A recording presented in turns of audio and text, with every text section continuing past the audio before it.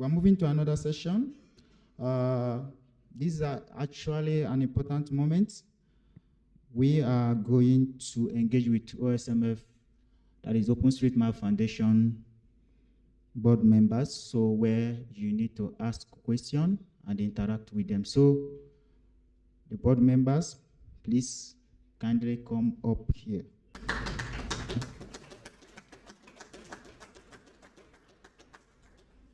So, hello everyone again.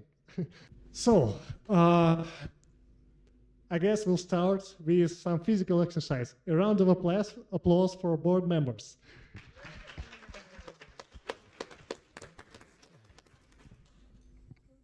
There are people who work like all the year round. It's us who just gather here once a year. So, guys, let's start with like really obvious thing. First, you are so many, so please be short. But let's start with who you are and what you do, because I'm pretty sure not everyone knows that. Hello, I'm Guillaume Richard, and I'm the chairperson of the OpenStreetMap Foundation. I've been on the board since 2019. Okay. I'm Roland. I'm on the board since 3 years and with OpenStreetMap around since 15 years. And I need to correct Ilya. We do work, but there are a lot of other people who are also doing a lot of OpenStreetMap work and relentlessly over decades, including former board members and others. And if you want to learn, see more of them, then see the video stream of Sarah's talk about the working groups, which are in fact far more important than the board.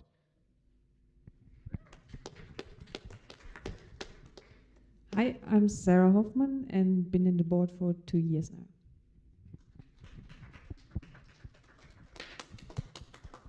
Hello, I'm Arna Lee from the Philippines. I've been in the board for 2 years as well. Hello, I am Mateusz Konieczny. Do not worry about pronunciation. And I was involved in a lot of OpenStreetMap things, maybe even too many. And I was trying to also help by being on the board and volunteering to help OpenStreetMap. This is where. My name is Craig Allen. I'm from South Africa and Kenya and the USA.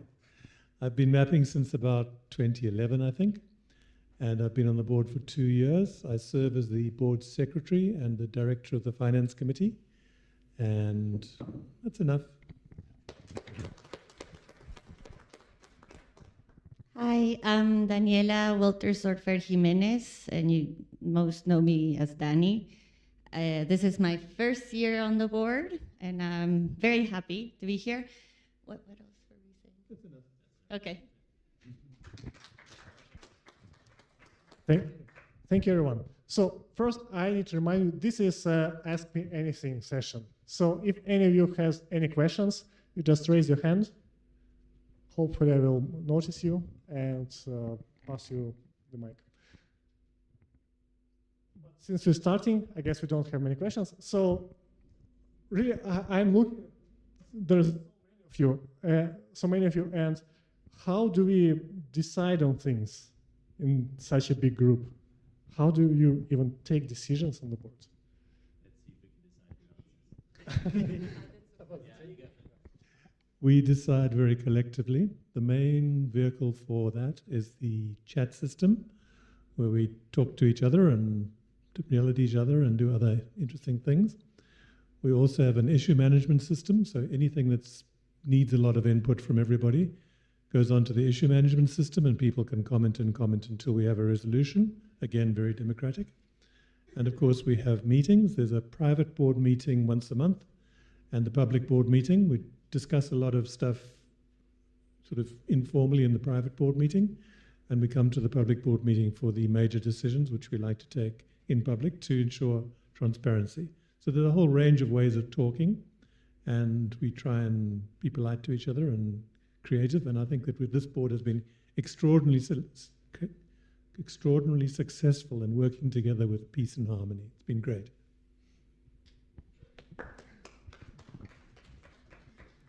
Okay, I won't ask any follow-up questions. People might disagree.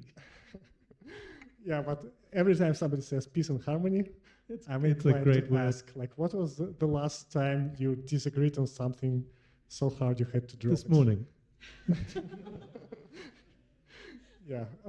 What happens when, like, you are deciding on whether to nominate him or to pay for Mateusz's trip to State of the Map? Like, how it works? Well, a couple of lessons learned have over time incorporated in things. And since this year, also the foundation is almost 20 years old, we have a formal budget where in principle money is assigned to working groups and a couple of other things known that they need money. And we also have a spending policy where the basic idea is that very little things can be decided of immediately. Medium things up to 2,000 euro are in the form that the working group must make a formal decision. And the final and larger things need, under our cases, acknowledge or attention of the board. And so there's a lot of control that no money is lost along the process, at least not intentionally. Unintentionally, some things do go wrong, but they do. And at the end, I'm reviewing every invoice, whether it fits within the budget and whether the spending policy has been abided to.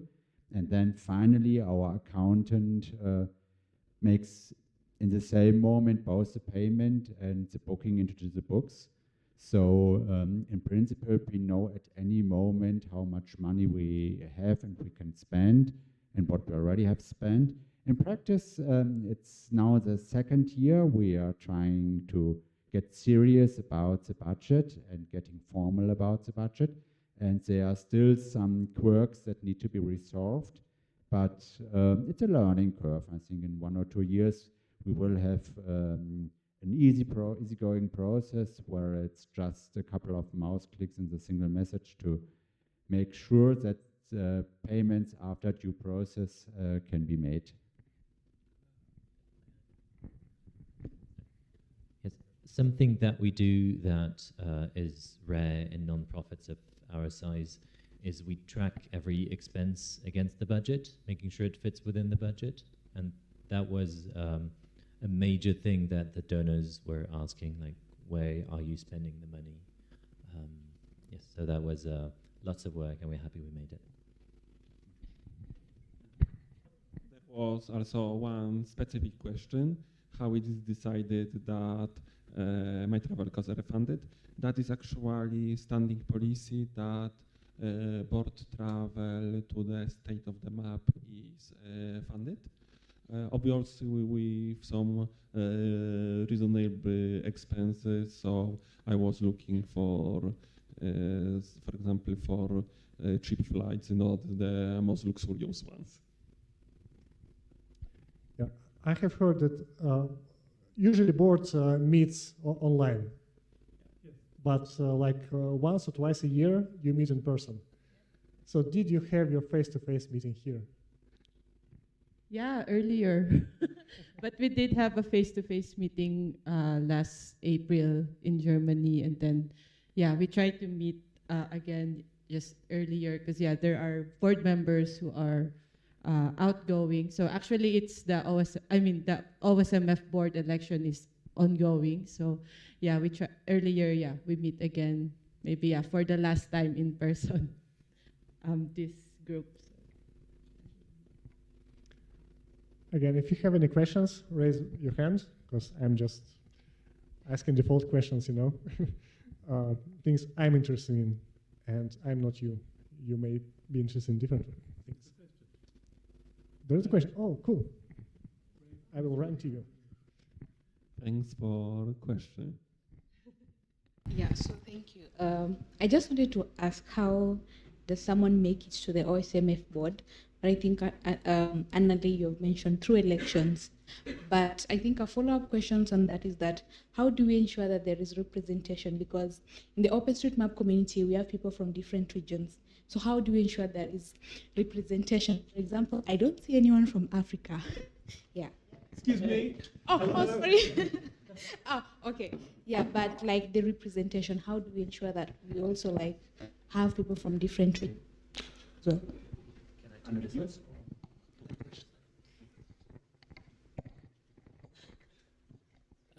There's 7 of us. There's always going to be someone somewhere who doesn't recognize themselves in us, but we're not representing a certain community, a certain part of the community. We represent the whole project. We try, when we encourage people to run for the board, try to get some diversity. We are 3 women, 4 men, and I'm glad we are. We have some geographic representation. We had some groups that were represented before, are not represented anymore.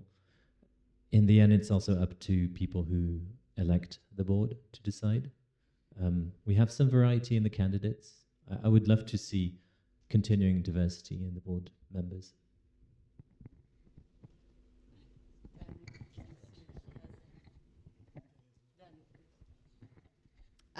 Representation matters, yes. I don't think we're solely just here, we're one community. I am so happy that we have 3 women in the board. We need more.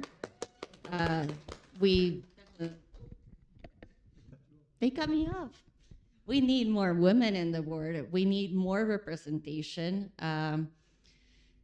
We need geographical representation because I cannot speak for the continent of Africa, right? I can study it, but I was not raised here. Culturally, this is not me. I can learn from all of you, but it's great to have representation from different places, from different colors, different cultures, different genders. So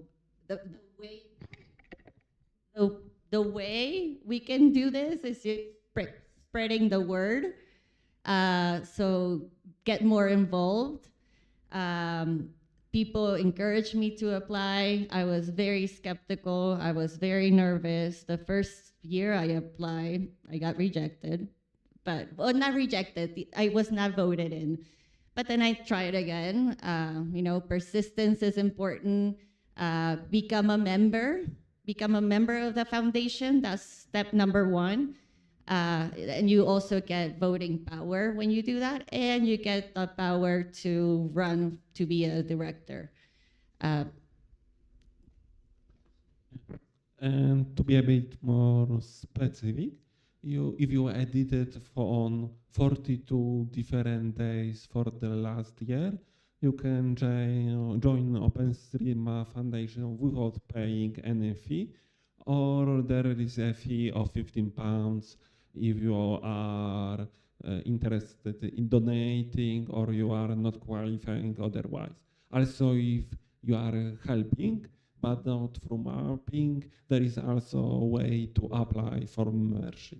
So I would encourage everyone, especially everyone who would want to see board being be different or significantly different, to become a member and encourage their friends to join and vote in elections. If you join now, you will be unable to vote in this year's elections, if I remember correctly, but next year you will be able.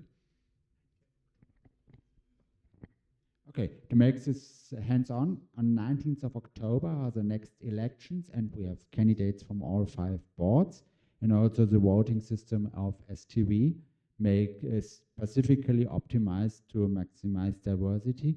So please choose your board accordingly if you're already a member. If not, become a member, and you would be able to before next April, because then you would be able to step up as a director as well. The only thing you should bring in is enthusiasm for OpenStreetMap and some time to do actual work. And we are very happy to welcome you on the board. We'll see you as a candidate in October 2025. It's just we are as diverse as the candidates are that are stepping up. So, so working in the board, the process now, this is very gratifying, but it's also challenging. So if you're interested in running for the board, what I recommend is starting a bit smaller, going into the working groups, which are as international as the board. So you can learn to interact with the different cultures and help also already out, and then go to the board. That's my recommendation. Thank you. There is a question on friendliness. It says, how long do you want to work on the board? But generally, how long people usually stay on the board? And how long do you plan to stay? Is it like everyone? Yes. Who goes out these elections? So in general, you get elected for 2 years. So I'm not running for election this year, but it's the end of the term for 4 of us. And then you can run for board. There's a term limit. You can only be on the board so many terms, and then you term out. I can't remember specifically how many. 6 years. 6 years. Yeah. So I'm already on the board for 3 years, and I would say the median is probably the 2 years of one term of people getting out again, but a couple of members have stayed longer. Like Guillaume, my term ends next year, and I haven't made up my mind whether I would apply for another term, and yeah, that's all. Yeah, so my term ends out in these elections, and I'm not standing again. So going into the 2 years average, very well. It is a lot of work. It's interesting, it's challenging, but there are other things to do as well. Yes, my term runs out this year again, and I'm not standing for board for personal reasons. But yeah, I'm very open to standing again, maybe in the next year. But yeah, not this year.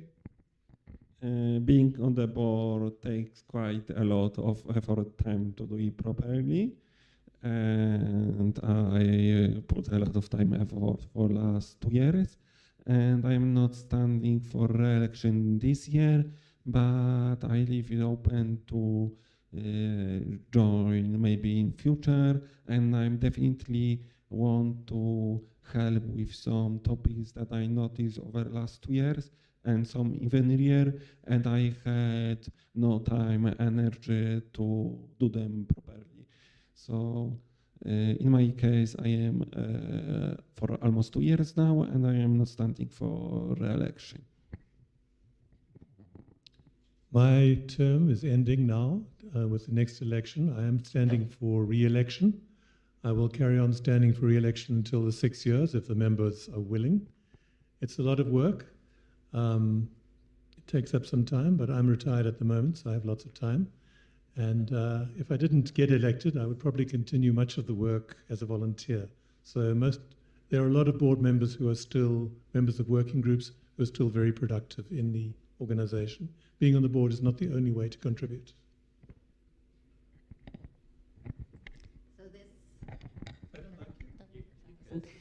So sorry, I got distracted. So this is my first year, and I will say the first year is tough because you don't know much. So we're going to be working on a full onboarding process, and I have volunteered for that for the new board members since I went through this. I actually considered dropping out this year for my own well-being, and then I realized there's so much to do, and it would have been a bit selfish on my end to put my personal needs first. So I will keep fighting where I need to keep fighting, and I will stay talking when I need to stay talking for at least another year. And now that I know how things are running, how to engage better with the community, how to be a proper director, board member of the board, I'm excited for the second year.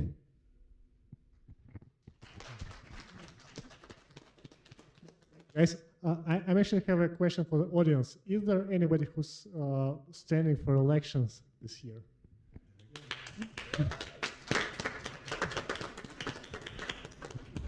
Laura. Is Laura in the room? Laura is actually That's a life of a board member, right? You want to say anything? Standing? You have a unique opportunity to like. Why do you want to run for the board? Yeah, good question. So hi, I'm Hector. I've been an OpenStreetMap contributor since 2011, so it's been 13 years already. I started, let's say, contributing just alone, and then in 2016 I joined the local community, and after that it's it changed my life. No, I joined, so I really enjoyed joining local communities. Then afterwards, I applied even to a cartography master, international cartography master, because of my love for OpenStreetMap. And since then, I've always been trying to collaborate in every place that I've been. I've been moving also a lot of countries, and I try to always collaborate where I can. So I've been organizing mapping parties. I've been organizing mapathons. I also contribute to the Spanish translation of the weekly OSM as well. So I joined my first State of the Map in 2022 as well. So that was another extra step. And now the next step that I want to do is try to contribute a little bit more. And now that I have the time, because I started last year working as a PhD student, researching about OpenStreetMap, so I think I have the time to invest on that, and that's why I want to run the board to the board. Yeah. Thank you, Hector. Actually, Christine, Laura is here, and she also runs to the board. And do you have a couple words to say to make people vote for you, to make the current board member resign to leave your spot? Yeah, I guess it's a bit hard to structure it, but I think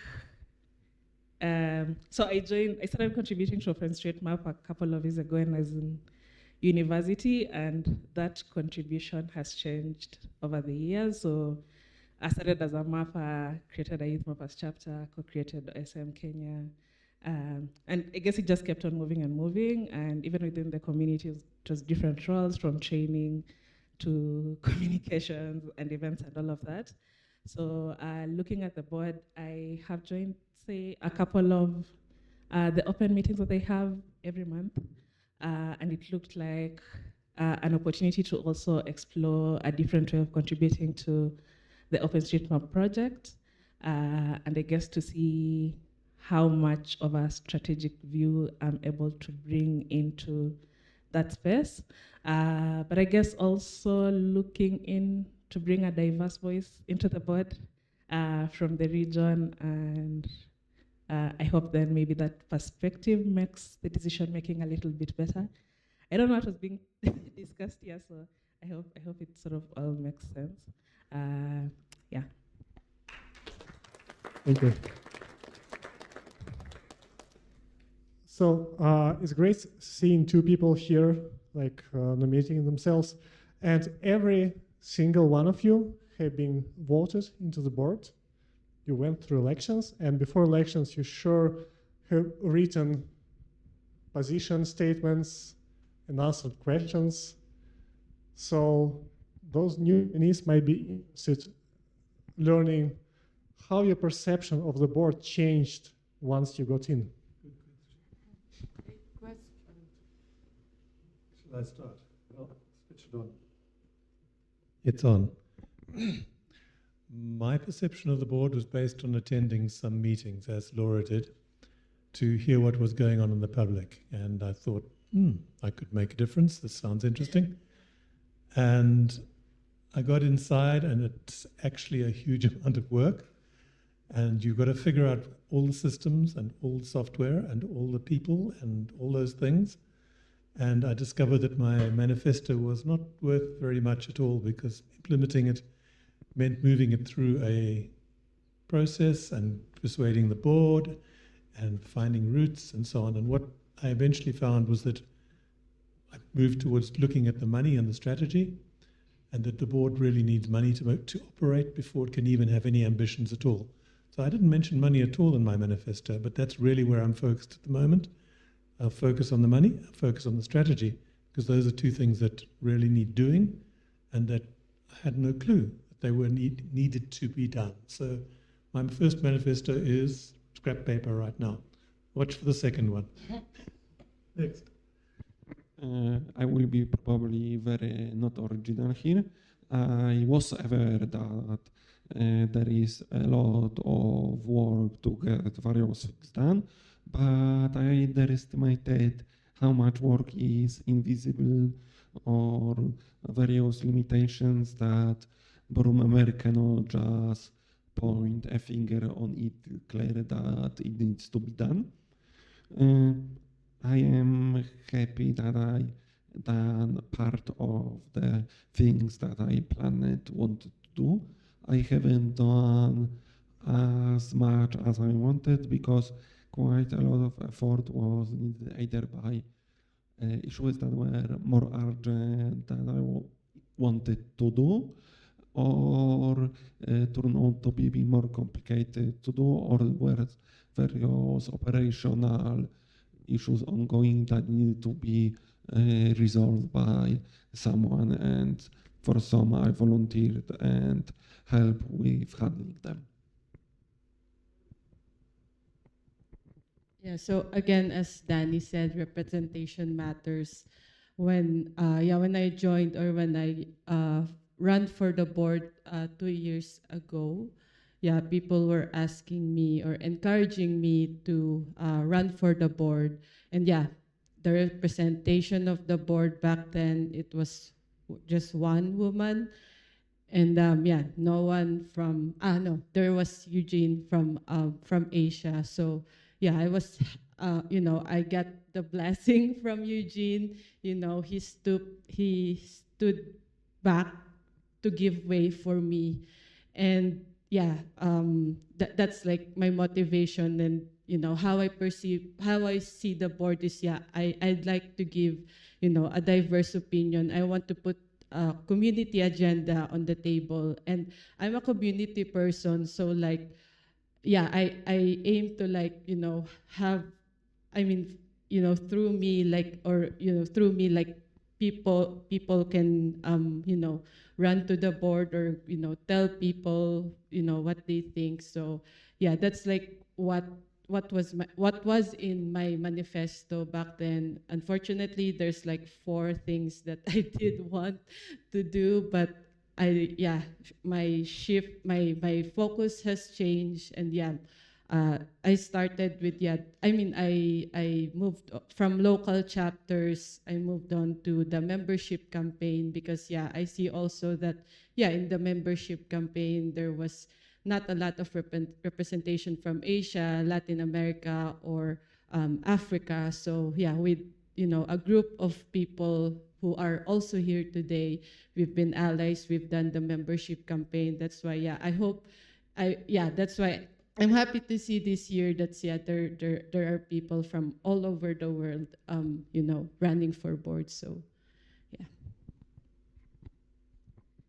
So I've talked to some of the older board members before going to the board, so I kind of got what they told me and expected. We are a very operational board, doing lots of day-to-day work. This year I expected. The one part I didn't expect is we are an employer, so we only have 3 people, But it turns out, yeah, when you're an employer, there's work to do as well. And I got involved in this, chairing the personal committee.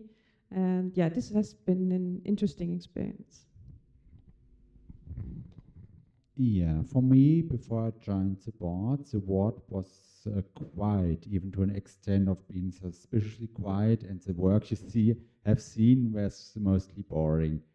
Now, from inside the board, the bitter fact I discovered is, in 3 years, I have not learned to make statements in a way that people wouldn't misinterpret it in the way, which sets a huge incentive to say as little as possible.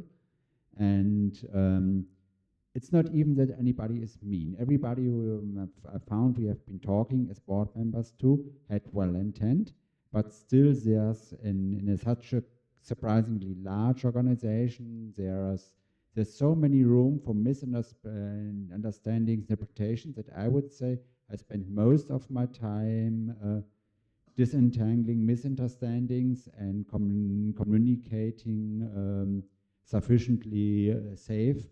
And I would still love the board to make more statements and being even more public.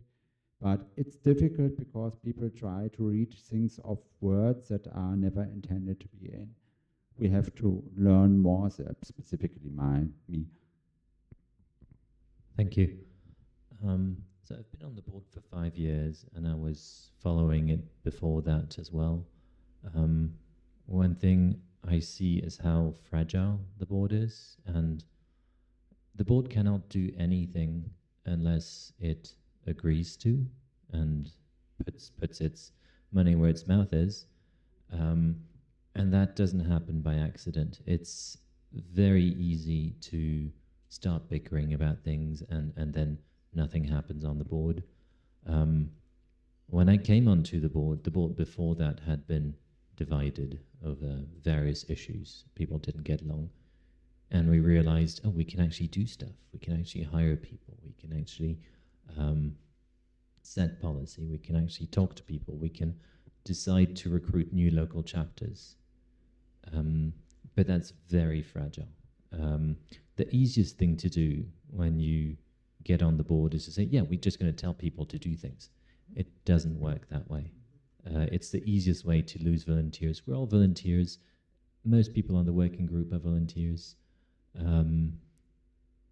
If you think that something should be done in a working group, join that working group, not the board. Thank you. So you mentioned you don't tell. Danny. Dan. Sorry. I would just hijack. And for working groups, basically everyone is volunteer. So my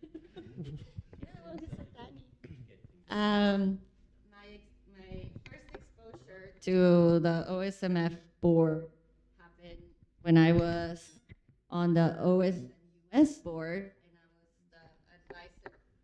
the advisory person, the representative from the US for the OSMF.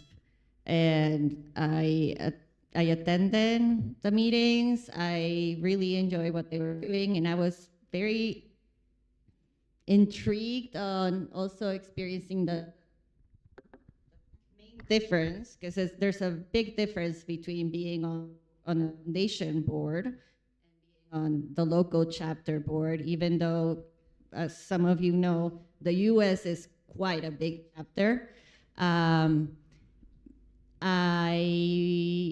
There's a lot of work. Like some of you, I have a full-time job that is outside of OSM. So everything that I do for OSM is 100% volunteer work. So it takes a lot of time. Okay, it's just me though. It takes a lot of time, and I think that was the one thing that surprised me, but I'm happy because it's good work that we're doing. One thing, someone asked during Mateo's session yesterday, what are the benefits outside of voting for being a member? And I will say, like the question about representation, this is again why it matters to be a foundation member. But you have a voice, you have a vote in saying who is sitting up here. And it's not the same people voting over and over again.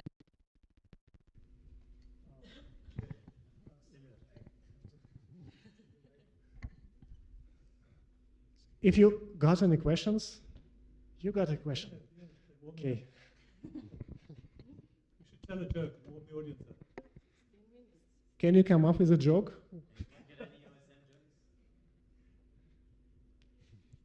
I don't. OpenStreetMap, the short joke. Yes, thank you. First of all, I would like to give my sincere thanks for the incredible job that you're doing.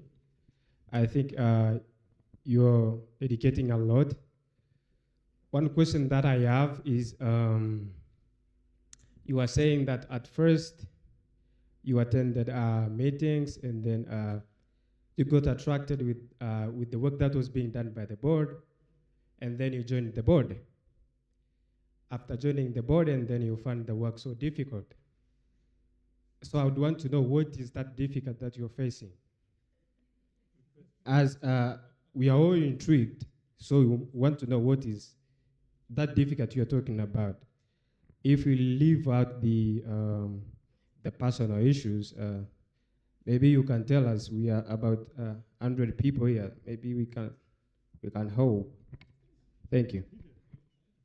Yeah, I specifically brought up, I think the difficulty would be how time consuming is, at least for me, for all of us, right? For all of us.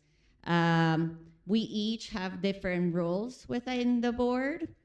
We have the chair, who essentially the main thing is to chair the meetings and represent the board. We have a treasurer that takes a lot of work. We have our secretary that also takes a lot of work. I am, again, this is my first year, so I don't have an official role yet. I wanted to get my feet wet first. But I am also helping manage one of our staff members, so I have constant communication with them, and we have weekly meetings, and this is outside of our board meetings. We each have different roles within the board. We also are liaisons for different working groups, so we are always there for them. So, for instance, I'm the liaison for the communications working group. It's a lot of work. I wouldn't say difficult. If I said difficult before, I apologize. I would just say it's a lot of work. Not difficult. We all are volunteers. We're passionate about the project. This is why we're here. Just point, you don't have to all answer. Couple answers. I would, as kind of estimate, I was logging time spent on various things, and for over 2 years on OpenStreetMap Foundation Board, it was around 600 hours in total. So maybe, okay, definitely, some of things that I did could be made more efficiently or faster, but probably not 3 times faster.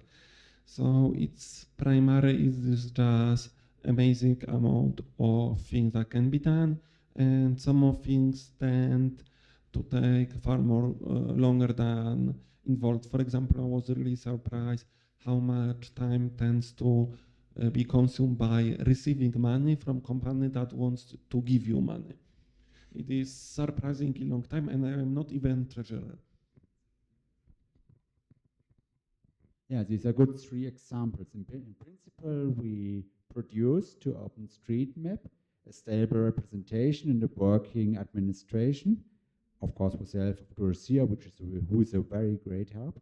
And we are exposed to the world as wild and weird as it is. 3 examples from my recent memory are we had someone doing fraud on our accounts by just withdrawing money for a fictitious telephone that just doesn't exist. And the bank insisted that we send a letter in wet ink and insisted that they have a longish language telephone conversation over a landline, and you have just to figure out how to use a real landline in a totally different country without spending tons of money, and how to get the rating. That's super time consuming. We had a large donor where the problem was to figure out whether we need to put a single zero or 16 zeros in a certain form, where we circulated over several rounds because it was not clear whether the non-existing text numbers they need, whether needs in this or that field, and they always, if they had 16 zeros instead of 1 zero in the wrong form field, they just sent back the form, because there was some automation on the way which very clumsily checked whether the number has the right number of digits without telling us. And you are sending this form again, trying this combination, that combination, with no help. And after 20 attempts or so, you finally get through, or not at all, depending on. And the third example is there had been a mapper who, in a state where the community inside decided that the road classification of that government is just too bad to use it, and who insisted that the community must use that road classification from the county, and who first, well, I would always say, stalked that community, then stalked the data vertic group, and finally, over extra rounds, stalked us, until he finally promised to no longer annoy us in his self-esteem that he could find a better organization. So we have really to deal with the weird things from the outward and produce a stable appearance, and that's a lot of work. On top of this, people listen to us very closely, so you have to deal all the time with misunderstanding, and that could be difficult to get the right message through. It could be also very emotional draining if you know that you want a good thing for a person, and then the thing you get reflected from that person is that they have the impression you are trying to threaten them. We had that with various working group members and other stakeholders. So that's really then emotional draining when you want to do something good for the people and they even don't understand that. Yeah, thank you. Really, reading board meeting minutes doesn't show the amount of work you're doing. It's the tip of the iceberg. Yeah. So, there's a question. Okay. I have a question, and first I would like to thank you for answering the questions. So I don't know if it's an appropriate question to ask you, but let me forward it. So I just want you, can any one of you explain like why there is no apparent mapping effort, like around Gaza or something, and how can the OSM Foundation, like you, the board, can support such a mapping effort to the people of Gaza as it has been done for the Ukraine. So you have been doing a great job for Ukraine, but what about Gaza? Like, additionally, like, can you clarify that your political standing on supporting like the mapping effort of conflict zones? So if it's appropriate, just answer it. You could leave it if it's not.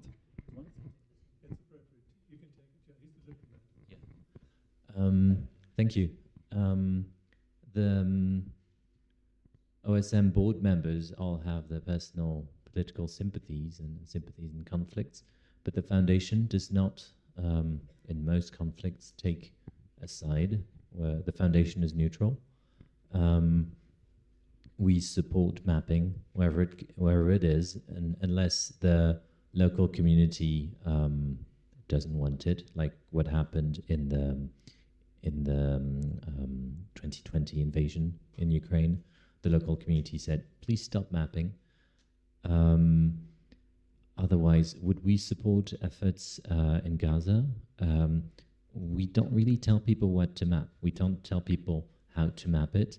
Anyone is very welcome to organize an effort to map in Gaza to help with the efforts there.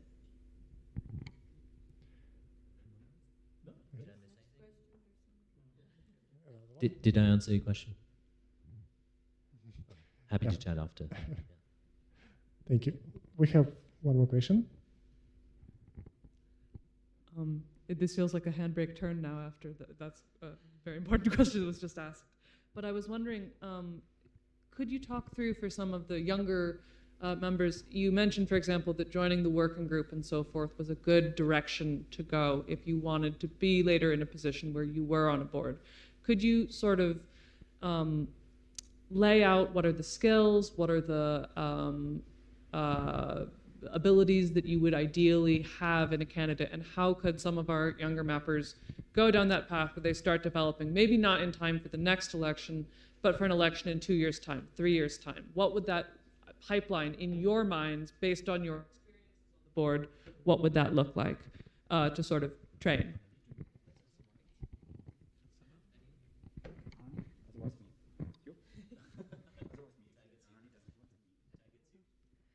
Okay. So I think the most important skill is communication, because you have to communicate with the other board members, you have to communicate with the community. Oh, I get this one. And the working groups, and being diplomatic, of course, all the time. So this requires some skill there. Additional skill, basically everything that goes into management. So working with people, finance, stuff like this is always useful. What else? I would add less one thing that is obviously very useful to have broad knowledge what is going in OpenStreetMap. So because there are various topics, and it is typically very useful to have at least some understanding what is going on and what is the pure history on this area. And as was probably mentioned and will be mentioned again, that a lot of free time energy is very useful. So if someone is starting a new job, new studies, and moving to different country, probably not the best moment to be a board member. Can I fill in about, the question really was, is a working group a good place to start? And the answer is yes, because there's a corporate culture, as in any big institution, which you have to learn. And board members who come in cold, like myself, take a little while to actually figure out what's going on. One of the big ones is that working groups are very independent from the board. This is a hard-fought and long-observed thing. We do not tell the working groups what to do. We can make some suggestions. So there's that sort of tension between the board and the working groups, which is a good thing because they mean they will do things of themselves. So joining the working group teaches you about that culture. If you want to then move on to the board, you've already learned about it. So it's a good stepping stone. Each working group has its own specific technical needs. Data working group needs diplomacy. The membership working group needs people skills and so on. They work across the board. There have been presentations here about which working group requires what skills. But the main thing that you do is if you join a working group, you learn the culture, you learn how to talk to people, you learn how to become part of the organization, and you'll be a far more effective working board member if you've already been in a working group. Okay. We're all different also, not in shapes and sizes, right? So we bring different skill sets. I don't think there's a one size fits all. Like it would be really boring if we were all Guillaume or we were all Roland, you know? So we have different skill sets. Some people are fascinating in doing accounting, so go for it, right? But one, like Sarah said, I would echo communication and respect.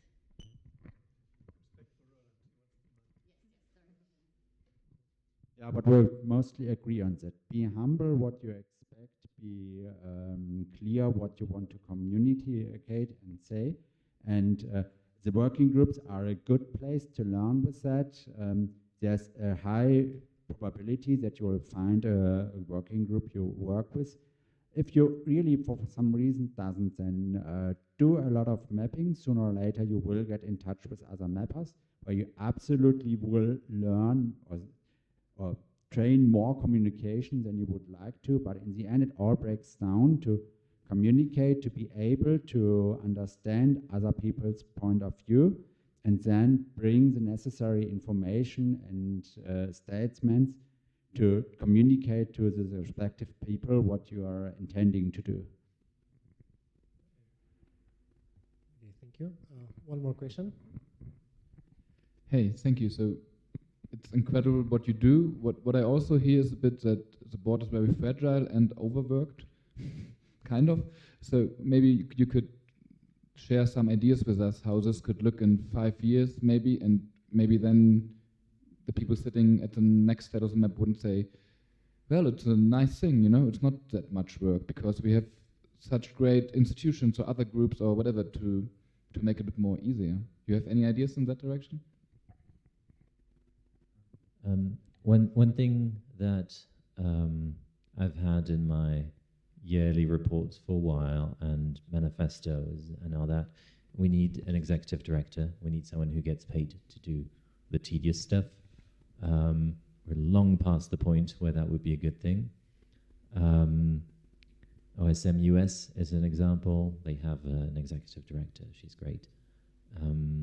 I think that would take a lot of the workload of the board.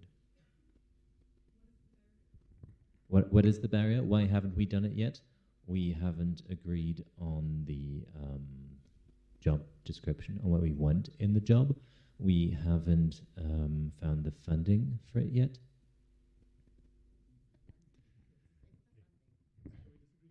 Yeah, it's it's the funding is an important point. The bigger picture you must have in mind is we are in principle here for the foundation members, but from the feeling expectation, we are here for the entire OpenStreetMap community.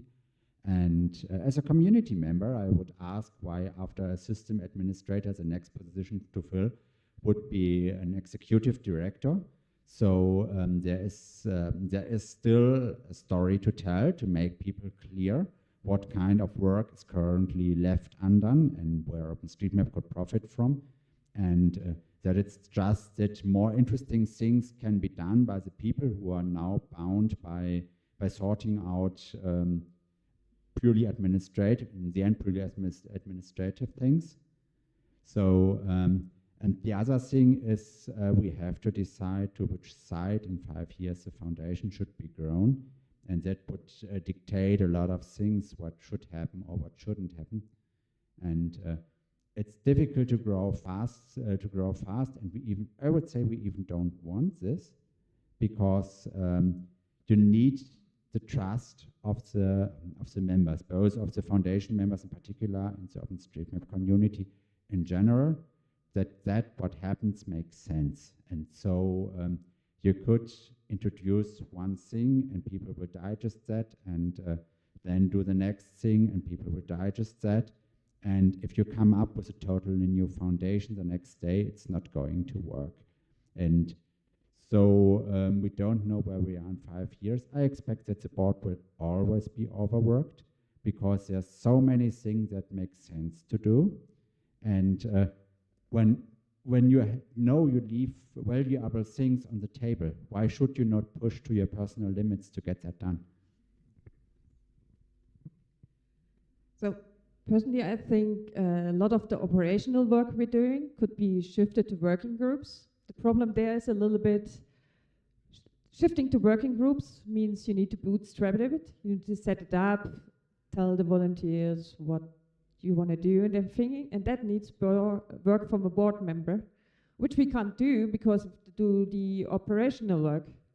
So I think we've done some things in the last 2 years to help with this, especially getting the engineering working group working.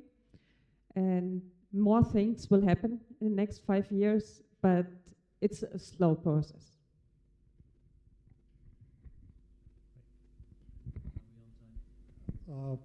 We have like 5 minutes. Okay. can I broach internal politics of the OpenStreetMap movement? We really don't want the board to lose its volunteer character. And that can happen if you expand too fast and employ too many people, and you then get bureaucratic capture, and the board itself turns into an advisory board who doesn't have much work to do, who meets once a month and has tea. This board works hard because we're all volunteers. We want that to be the case for the foreseeable future. I certainly wouldn't want to have a big bureaucracy. A tiny bureaucracy is nice, it helps, but it must be tiny. And that's part of why we are very cautious about hiring more people. The hiring process is probably driven by risk analysis. The biggest risk to this organization is that the computer systems failed. All the board could drop dead, no difference. But if the guys running the computers drops dead, oh my God, total failure. So that is where our priorities will lie. And our next hire will probably be a system administrator. And if we want to get someone to help with administration, I would certainly advance that happens after we've got a good, solid system administration in place. Anyone else? Okay, thank you. Yeah, we don't get time for many questions. I feel like 1 hour is not enough time to learn about the board. I have so many questions. Sorry.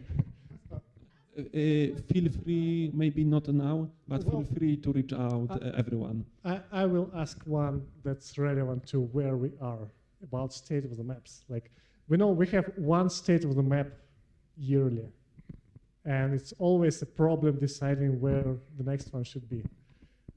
So do you think maybe we as OSMF could support more state of the maps? Do you have any word in deciding whether we should have additional conferences like State of the Map Latin America or State of the Map Asia?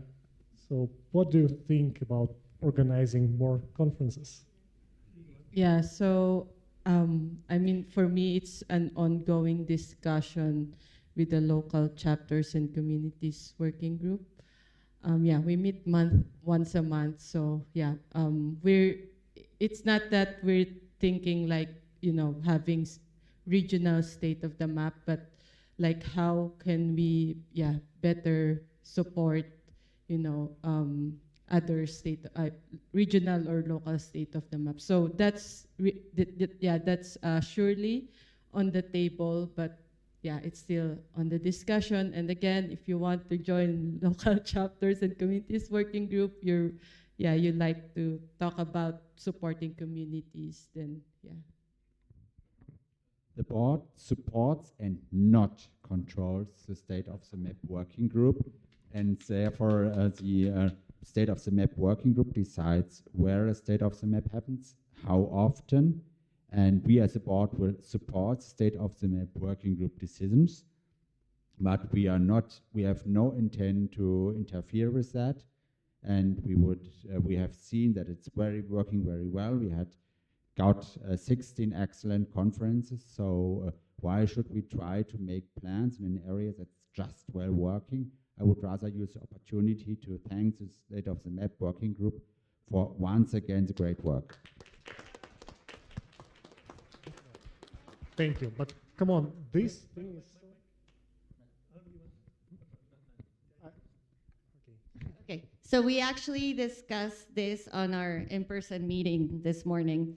How can we, why can we, if funding allows, why can we be present? Maybe not all of us, but send someone to Southern Europe, send someone to Southern Latin America, send someone to Southern Asia, and be present for the community there too.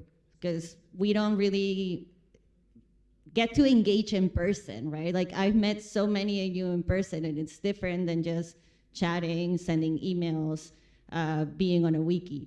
There's importance in being present in person. I think there's nothing like the connections that we've made this weekend. So if at all possible, if the budget allows, we discussed that it would be great to send at least one person to different SOTMs. Thank you. Okay, thank you. So yeah, in person is super important. and we got like 20 minutes until the final closing talk of this conference. Yeah, so if you probably do want. So if you want to catch up with Danny, with Craig, Mateusz, Arnalie, Sarah, Roland, and Guillaume, this is the time to approach them and say hi or tell them what you think. So thank you, everyone, for being in this panel. Thank you, Ilya. Thank you. And thanks everyone who was here and especially people who were asking questions. Thank you.